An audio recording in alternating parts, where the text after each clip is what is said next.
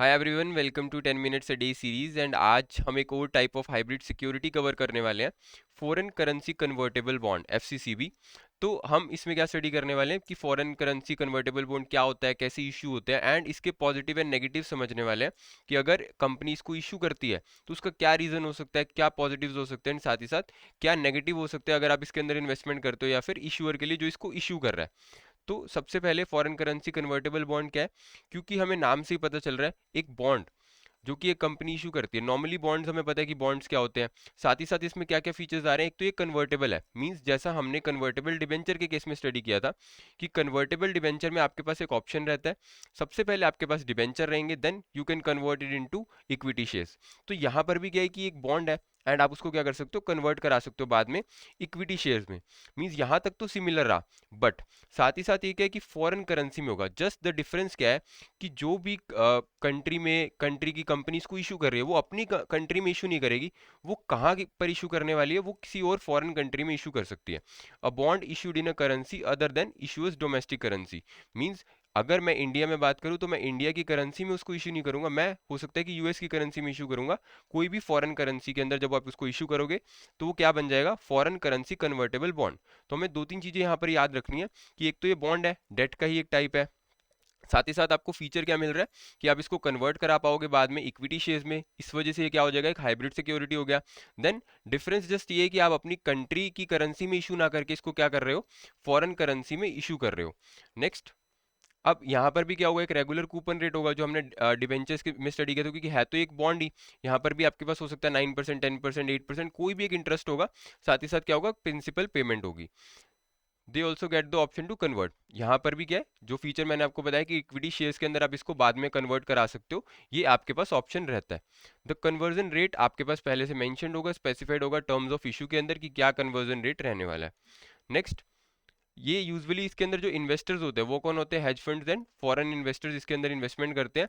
And ये जो bonds है उसके उसमें भी जैसे हमने डिबेंचर्स के केस में स्टडी किया था, अगर वो 36 मंथ से ज़्यादा के बाद उनको आप कन्वर्ट कराते हो तो call and put option activate हो जाता है।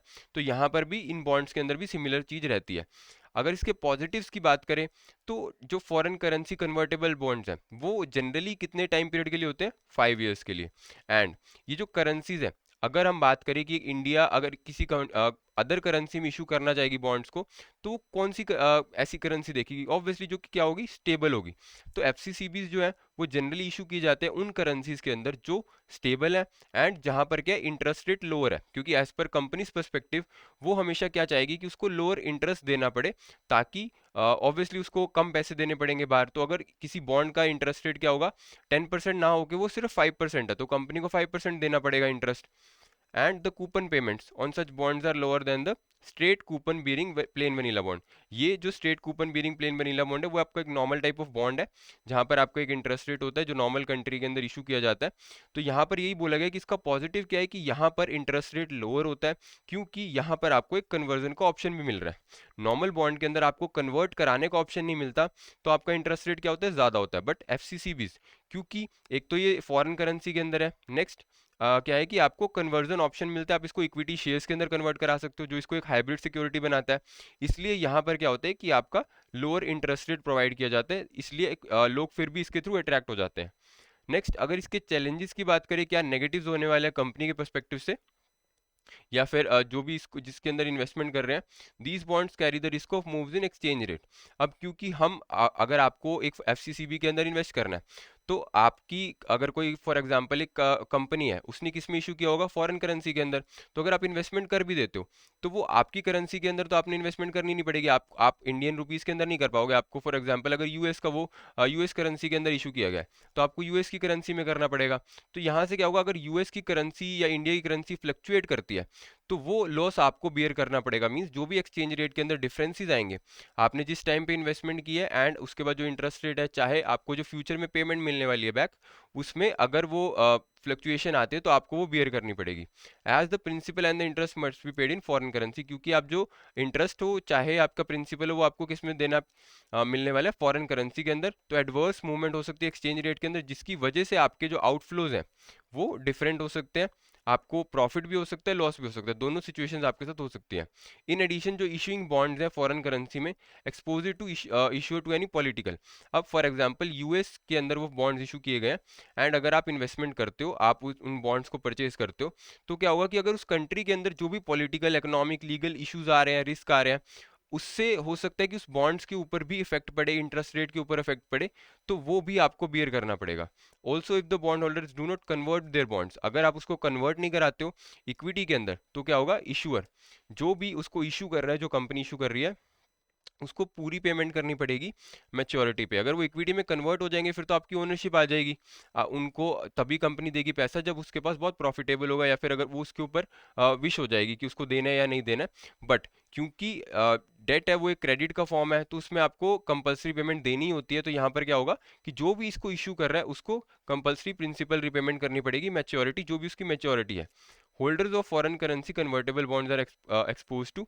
अब होल्डर्स की अगर बात करें, हम जैसे जो इसके अंदर इन्वेस्टमेंट कर रहे हैं, यहाँ पर क्या होगा कि एक्सचेंज रेट का रिस्क आपको रहेगा, साथ ही साथ एक क्रेडिट रिस्क रहेगा कि अगर आप किसी चीज़ में पैसा लगा रहे हो, एक्सचेंज रेट हो सकता है चेंज हो रहा है, या फिर जो आप पैसा लगा रहे हो सकता है वो वापस आएगा नहीं आएगा, क्योंकि वो एक अलग कंट्री के अंदर आपने लगा रखा है, अलग करेंसी के अंदर लगा रखा है। अगर इशूइंग कंपनी ही बैंकरप्ट हो जाती है तो हो सकता है कि आपको जो प्रिंसिपल पेमेंट है, जो आपने इनिशियली इन्वेस्ट किया, वो भी आपको वापस ना मिले, क्योंकि कंपनी क्या हो चुकी है, बैंकरप्ट हो चुकी है। तो ये कुछ पॉजिटिव्स एंड चैलेंजेस थे जो एफसीसीबी के थ्रू हमने स्टडी किए।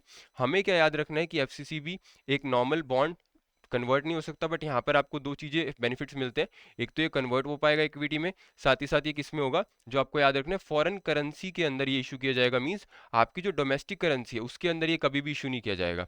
नेक्स्ट इसके कुछ पॉजिटिव्स जो हमें याद रखने हैं कि एक तो 5 ईयर्स के लिए इशू किए जाते हैं जनरली, किस कंट्री के अंदर इशू किए जाते हैं जिसका करेंसी रेट क्या हो, स्टेबल हो, एंड इनका जो रेट है वो क्या होता है, लोअर होता है। नेक्स्ट इसके कुछ चैलेंजेस क्या है कि अगर एक्सचेंज रेट के अंदर फ्लक्चुएशन आएगा तो आपके ऊपर भी इसका इफेक्ट पड़ेगा डेफिनेटली, एंड जो कंट्री के अंदर पॉलिटिकल लीगल इश्यूज आएंगे उससे भी आपके एक्सचेंज रेट के ऊपर या फिर आपके बॉन्ड के ऊपर आपका इफेक्ट पड़ सकता है।